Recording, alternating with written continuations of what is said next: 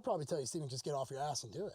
And I think more people just need to hear that because they're always looking for this pill, this one book, this one affirmation, this one journal, this one church, this one whatever you want to say, and it always lets them down.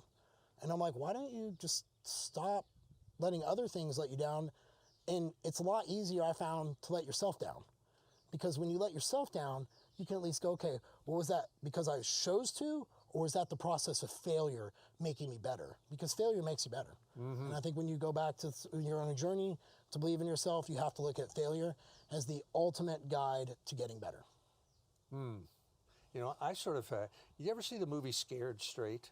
Yeah, some of that stuff's crazy what they do. Yeah. Yeah. I mean, I've been thinking about that for my own sort of life, and I think that sometimes, like you had all the shit that you went through, breaking bones and stuff like that, and that was a sort of a thing that you could say, I'm never going back to that place, you know? Yeah. Like people who have had troubles with addiction or alcohol or something and have been in that kind of a hell where they turn the corner and they say, I am never going back there. Or people say, I'm never going back to jail. You know, they can kill me, I'm never going back there. And which is a kind of form of negative. And I sort of feel the same way about my life when I was fucking up and, was just, at a loss. And I just said at some point to myself, I'm not going back there, And however bad it is right now, facing whatever I have to face, whatever work I have to do or whatever challenge there is, it's nothing compared to that. Right. So it's easy to do what I'm going to do now because at least I'm sane and I can do it. I can put the work in front of me and I can do it. So that's sort of my version of what I imagine you're talking about. Yeah. What made you want to believe in yourself, though? Like, what was that defining moment where you just said, I'm over this shit? Well, there are a lot of defining moments, but... one that you just have to say, that's it. That's the genesis. That's the one that just said, enough. Because I know what mine was, and I'll share that with you after I hear we'll do that. I'll share with you after that. Well, I wrote about this moment in The War of Art, and it was a moment where I had been running away from writing for a long time. I'd tried to write kind of originally when I was 22 years old or something, tried to write a novel, blah, blah, blah. 7 or 8 years went by, and I was in this sublet apartment in New York City, and I just was about to either go out and get drunk or chase women or do some sort of form of distraction. And I just said to myself, I just can't do this anymore. Yeah. I know how bad this is. So I got out my old typewriter that I hadn't, typed anything on in like 7 years. And I thought, let me just try to write something. And I knew it was going to be crap. Well, I didn't have any idea what it was, but I thought this is going to be totally pointless, just a waste and painful thing. But I sat there for a couple hours, and at the end of that, I had a few pages, which I sort of immediately threw away because they were worthless. But I realized, I went back in to wash some dishes that were in the sink. This is in The War of Art, right? Yeah. And I realized as I was washing them that I was whistling. And I thought, like you whistle when you're happy. And I just sort of thought to myself, something just changed in me. I was able to sit down and write. Shitty as it may be, whatever it was, not only was I able to do it, but it made me feel better. Probably like you felt, at the gym or something like that. And I thought, I've turned a corner somehow. This thing that used to torture me is now a source of sustenance for me, a source of strength for me. And so I thought, it may take me another 30 years, which it did, before I had any kind of success, but at least I found that I can sit down and do what I know I was meant to do. And so that was a big turning point for me. It took forever after that, but at least I had that. What was it? Was it hard for you to run away from what you were wanting to do for so long? Because I look back sometimes, I'm like, damn, on some of the stuff I've run away from, like I spent so much time trying to get away from it, I should have just hit it head on and just got through it, It's easy to say that once you're through it on the other side. Once you've done it, but I think sometimes you got to go through all of that period of being lost, what I like to call a passage through the wilderness, before you finally can do that thing. You could theoretically you could have done it at the very start, right? Yeah, 100%. But it's like an addiction thing or struggling with alcoholism or something like that. I think you need that moment when you kind of hit rock bottom.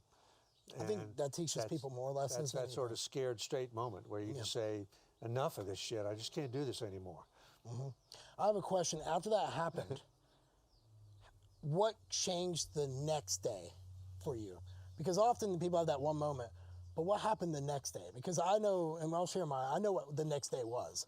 So I'm curious to see what it was for you. Everything really did change that day, Jeff. Yeah. You know, it was like the next day I sat down again and tried to write something, you know, and maybe it wasn't every day, but at that point I was on a path, like I'm sure you were for the gym or for whatever it was, where I knew that I was just going to keep doing this, and it might take me forever. I didn't even have a goal of, wow. You know, it wasn't like I thought, oh, I have an idea for a book and I want to write it, or I have a long range goal, oh, I want to get good and I want to, you know, write for the movies or something like that. It was just, I just found this activity, you know, sitting at the typewriter that made me feel sane.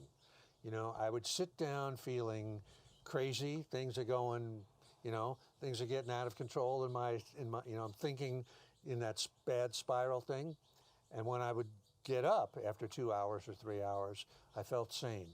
And I felt like I had that work that I'd put in justified my day on the planet, you know, that I was doing what I was supposed to do. So I knew I was on a track. I didn't know where I was going or anything like that, but at least I felt like I'd found, you know, sometimes it's like you might find a diet kind of food that you're going to be okay with, right? Whatever, and that was what it was for me. So it did change completely. Yeah. So what were you going to say, Jeff? So mine was when my leg broke. So before that, there was this. What age now are we talking? So that was like right after I started 10 or 11. It was 11 going on 12. And the physical therapist I've been working with, D, put his hand on my shoulder when that happened and said, I'll see you soon. And he walked away, and I could tell he was upset. And then the very next day I went and saw Dr. M, and he was like, yeah, you're forever going to have a wheelchair or crutches. These bones are just too soft. And I remember being young, like, fuck this. like, I'm not doing that. And after that, I started, once I got the okay, I went back to physical therapy. And D had really challenged me as my mindset as a young kid. He's like, you have to learn to lean into the pain. He's like, pain is progress.